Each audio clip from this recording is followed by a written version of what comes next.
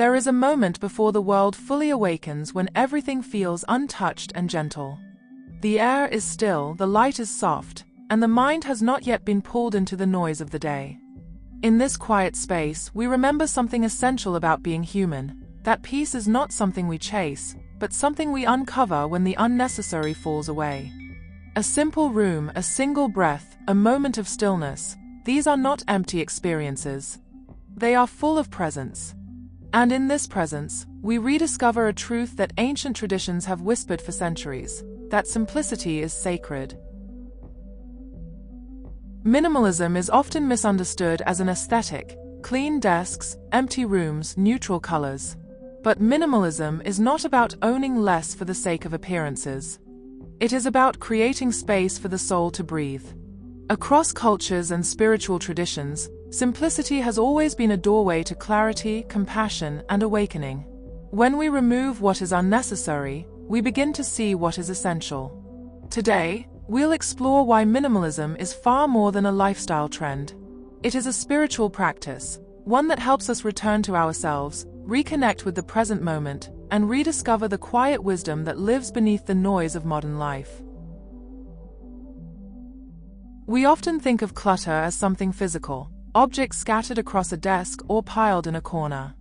But clutter is also emotional and mental.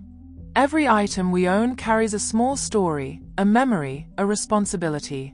Over time, these stories accumulate, and we begin to feel heavier without knowing why. We don't just carry objects, we carry the emotions attached to them. A gift from someone we no longer speak to. Clothes that remind us of who we used to be. Tools for hobbies we abandoned. Slowly, these objects become anchors, keeping us tied to past versions of ourselves. Minimalism invites us to release this weight and reclaim our inner space. Minimalism may feel modern, but its roots stretch deep into human history. Zen monks lived with only what they needed, not because they rejected the world, but because they wanted to see it clearly. Taoist sages wandered through mountains with nothing but a bowl and a robe, trusting life to provide what was necessary. Jain ascetics practiced non-possessiveness as a way to free the soul from attachment. And the Bahá'í teachings emphasized detachment as a path to unity and clarity.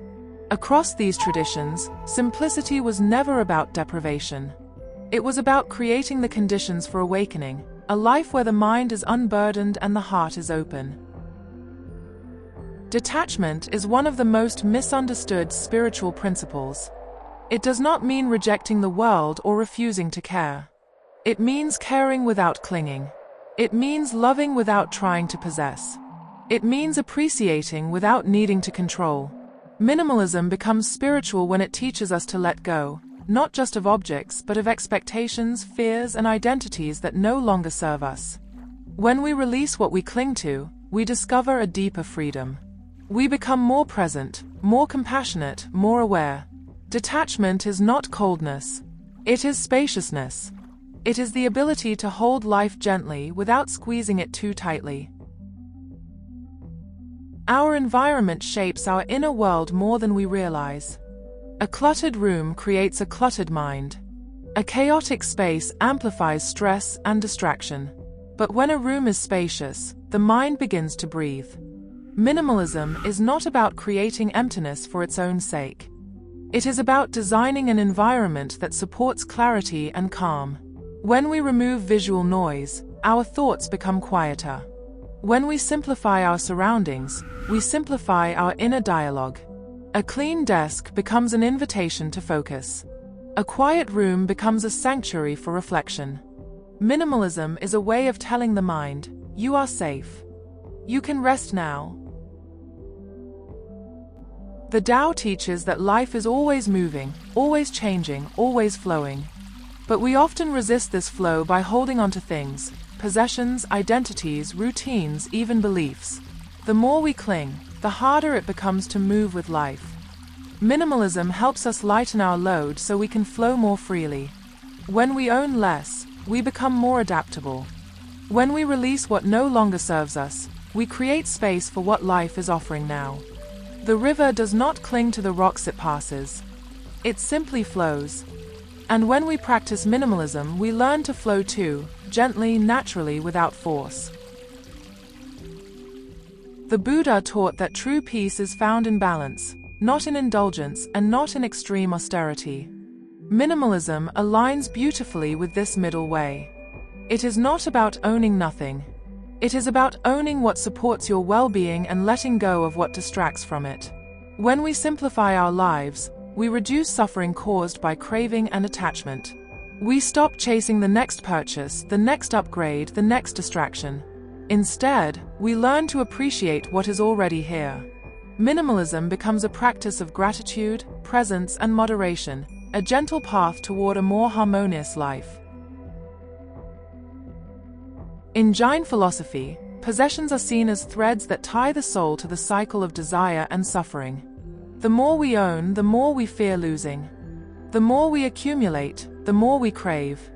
Non-possession is not about rejecting the world, but about freeing the spirit from unnecessary attachments. Minimalism echoes this ancient wisdom. When we choose to own less, we reduce the emotional pull of desire. We stop defining ourselves by what we have. We begin to see that our worth is not measured by our possessions, but by our character, our compassion, and our clarity of mind. The Bahá'í teachings describe detachment as a way of rising above the material world without rejecting it. It is about being in the world, but not consumed by it.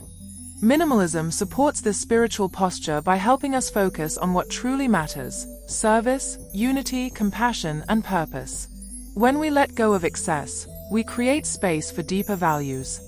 We become more intentional with our time, our energy, and our relationships. Detachment does not mean living without beauty or comfort. It means choosing what uplifts the soul and releasing what distracts from our higher purpose. Minimalism is not only about physical objects. It is also about the emotional burdens we carry. We hold on to grudges, regrets, fears, and old stories that no longer reflect who we are. Emotional clutter weighs down the heart just as physical clutter weighs down a room. Practicing emotional minimalism means learning to let go, forgiving ourselves, releasing past mistakes, and allowing old wounds to heal. It means choosing which thoughts deserve our attention and which ones we can gently set aside. When we declutter the heart, we create space for joy, compassion, and inner peace. In the modern world, one of the heaviest forms of clutter is digital. Our phones are filled with apps we don't use, messages we haven't read, and notifications that constantly pull our attention away from the present moment. Digital minimalism is the practice of reclaiming our focus, the most precious resource we have. It means choosing technology intentionally instead of letting it control us. When we reduce digital noise, we rediscover silence. When we limit distractions, we rediscover depth. And when we step away from screens, even briefly, we reconnect with the world that exists beyond pixels. One of the most beautiful aspects of minimalism is how it transforms ordinary moments into sacred experiences. When we have fewer things, we appreciate them more deeply. A single cup of tea becomes a ritual. A quiet room becomes a sanctuary. A simple meal becomes an act of gratitude. Minimalism teaches us to savor what we have instead of constantly seeking more. It shifts our focus from accumulation to appreciation. And in that shift, we discover a profound sense of contentment, a feeling that arises not from abundance but from presence. Minimalism can feel overwhelming when we imagine it as a complete transformation. But it doesn't have to be dramatic. It can begin with something small: one drawer, one shelf, one habit, one thought. Start by removing what no longer serves you. Notice how your space feels afterward. Notice how your mind feels. Minimalism is not a project to finish. It is a practice to return to again and again. Each small step creates a little more space, a little more clarity, a little more peace. Over time, these small steps become a new way of living, lighter, calmer, more intentional. When we let go of what is unnecessary, we make space for what is sacred. Minimalism is not about emptiness, it is about presence. It is about choosing what truly matters and releasing what distracts from our purpose. In a world filled with noise, simplicity becomes a form of wisdom. In a world filled with pressure, spaciousness becomes a form of healing. Thank you for sharing this moment of reflection with me. May your life be light, spacious, and full of meaning.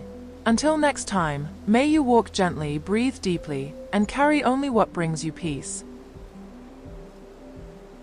If you like these type of videos, please consider to like and comment. Subscribe for more videos.